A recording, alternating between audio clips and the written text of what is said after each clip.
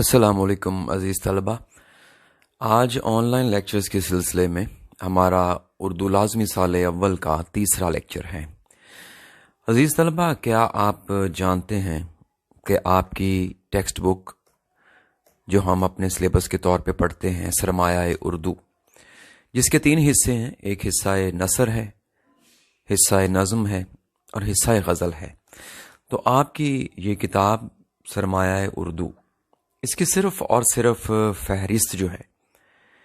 وہ کتنے نمبرز کی حامل ہے، یا دوسرے لفظوں میں کہہ لیجئے کہ ہم طالب علم ہونے کی حیثیت سے عام طور پر اپنی کتاب کی فہرست کو نظر انداز کر دیتے ہیں، اور جب ہمیں صحیح طور پر نثر یا نظم کے حصے کا یا شاعری کے حصے کے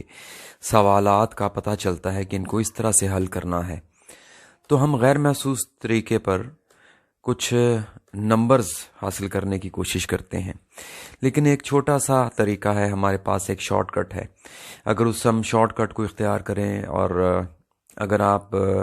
اپنے استاد کی دی ہوئی ان ہدایات پر عمل کریں تو کم از کم 11 بونس نمبرز، جی ہاں 11 بونس نمبرز آپ حاصل کر سکتے ہیں۔ گویا کہ مجموعی طور پر اگر ہم دیکھیں تو یہ 11 ایسے بونس نمبر ہیں جو آپ کی سرمایہ اردو فرسٹ ایئر اردو لازمی کی کتاب کی فہرست میں لسٹ میں چھپے ہوئے ہیں۔ تو آج کے ایک مختصر لیکچر میں آپ کو میں یہ سمجھانے اور بتانے کی کوشش کروں گا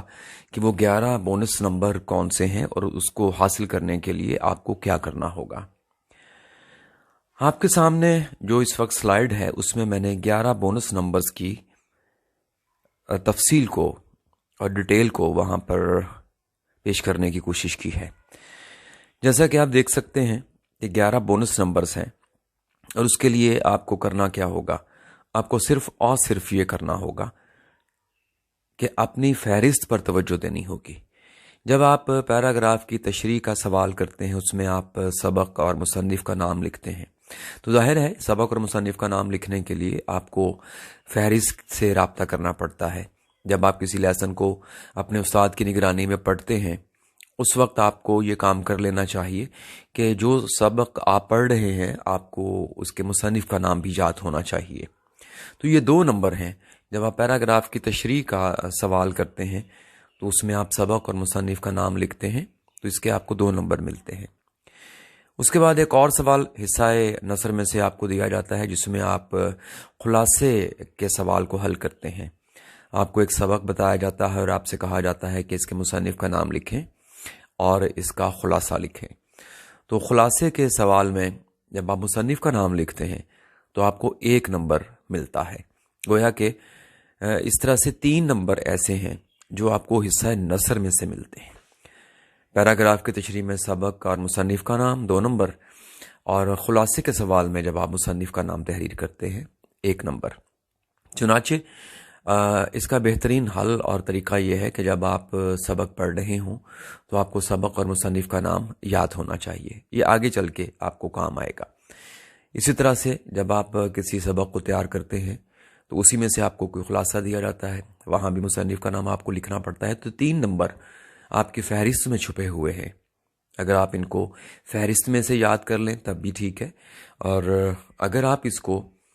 اسباق پڑھتے ہوئے ساتھ ساتھ یاد کرتے چلے جائیں اور فہرست سے رابطہ دوبارہ رجوع کر کے آپ بحال کر سکیں اپنی یادداشت کو، تب بھی ٹھیک ہے۔ اس کے بعد کچھ نمبر ایسے ہیں جو آپ کو حصہ شاعری میں سے مل جاتے ہیں۔ جب آپ نظم کے اشعار کی تشریح والا سوال کرتے ہیں تو اس میں آپ کو نظم کا نام بھی لکھنا پڑتا ہے، آپ سے شاعر کا نام بھی پوچھا جاتا ہے، تو یہ 2 نمبرز بن جاتے ہیں۔ اس لیے یہاں بھی بہتر طریقہ یہی ہے کہ آپ جب نظم کو اس کی تشریح کو تیار کر رہے ہوں، اس کے مرکزی خیال یا خلاصے کو یاد کر رہے ہوں، تو سب سے بہترین حل یہی ہے کہ آپ کو نظم کے نام کے ساتھ ساتھ شاعر کا نام بھی یاد ہونا چاہیے، اور اس کی دہرائی کے لیے آپ فہرست کو کنسلٹ کر سکتے ہیں دوبارہ، وہاں پر ہر نظم کے نام کے ساتھ آگے شاعر کا نام بھی لکھا ہوا ہے۔ تو یہ 2 نمبر ایسے ہیں جو آپ کو حصہ نظم میں سے مل جاتے ہیں۔ اس کے بعد اسی سوال کے اگلے جز میں جب آپ غزل کی تشریح کرتے ہیں تو ایک ہی شاعر کے 3 اشعار آپ کو تشریح کے لیے دیے جاتے ہیں، اور وہاں بھی آپ سے ڈیمانڈ کی جاتی ہے کہ آپ ان 3 اشعار کے شاعر کا نام لکھیے۔ تو یہ بھی اسی صورت میں میں آپ کو مشورہ دوں گا کہ جب آپ غزل کے اشعار کی غزل کی تشریح کو تیار کرتے ہیں تو وہیں پر آپ کو یاد ہونا چاہیے کہ یہ غزل، اس غزل کا یہ شعر یہ کس شاعر کا ہے۔ تو آپ کو شاعر کا نام وہاں لکھنا پڑتا ہے، آپ کو 1 نمبر اس کا ملے گا۔